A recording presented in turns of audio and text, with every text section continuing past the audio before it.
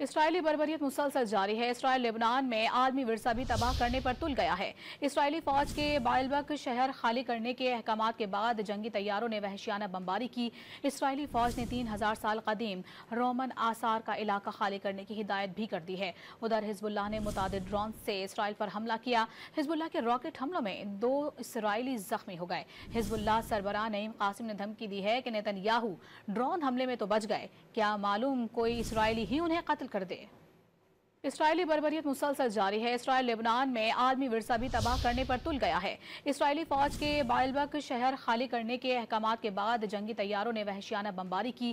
اسرائیلی فوج نے 3000 سال قدیم رومن آثار کا علاقہ خالی کرنے کی ہدایت بھی کر دی ہے۔